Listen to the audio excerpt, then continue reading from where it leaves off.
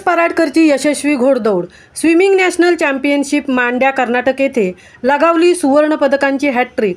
कुमार श्रेयस वृषाली दीपक पराडकर यांचा मुलगा आणि ज्येष्ठ कवी व साहित्यिक माननीय श्री नारायणराव पराडकर राहणार मेढे रोहा यांचा नातू याने मांड्या कर्नाटक येथे 31 मार्च ते 4 एप्रिल 2024 या कालावधीत आयोजित केलेल्या जलतरण राष्ट्रीय अजिंक्यपद स्पेशल ऑलिम्पिक स्पर्धेत सुवर्णपदकाची हॅटट्रिक लावली. या राष्ट्रीय अजिंक्यपद स्पर्धेत एकूण 13 राज्यातील स्पर्धकांचा सहभाग होता. कुमार श्रेयस याने 50 मीटर फ्रीस्टाईल, 50 मीटर बटरफ्लाय आणि 25x4 मीटर फ्रीस्टाईल रिले स्पर्धेत प्रत्येकी सुवर्णपदक पटकावले.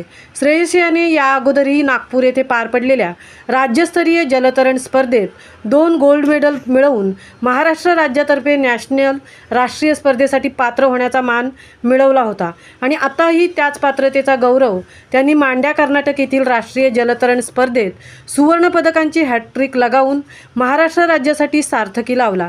पुढील 3 वर्ष श्रेयससाठी अत्यंत महत्त्वाचे आहेत, कारण अशीच कामगिरी त्यांनी येत्या 3 वर्षात बाहेर राज्यात होणाऱ्या राष्ट्रीय स्पेशल जलतरण स्पर्धेत बजावली तर तो आपल्या देशातर्फे बाहेरील देशात पॅरिस, ब्राझील इतर होणाऱ्या आंतरराष्ट्रीय स्पेशल ऑलिम्पिक जलतरण स्पर्धेसाठी निवडला जाऊ शकतो आणि आपल्या देशाचे स्पेशल जलतरण स्पर्धेसाठी प्रतिनिधित्व करण्याची सुवर्ण संधी त्याला प्राप्त होऊ शकते.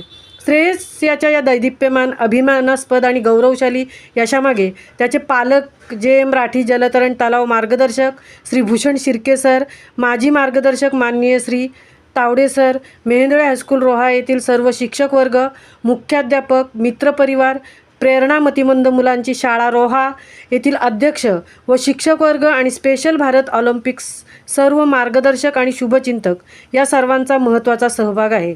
या स्पर्धेसाठी श्रेयस हा एकटा पालकांच्या मदतीशिवाय 2 मार्गदर्शक श्री सुनील आडे सर आणि श्रीमती कांचन बडवे मॅडम यांच्या सहाय्याने कर्नाटकात जाऊन स्पर्धेत सहभागी झाला. स्पेशल मुलांना आत्मनिर्भर करण्यासाठी स्पेशल ऑलिम्पिक भारत या संस्थेची ही अशी काही बंधनकारक मार्गदर्शन व बंधनकारक तत्त्वे आहेत. महामुंबईसह तृप्ती भोईर, रोहा.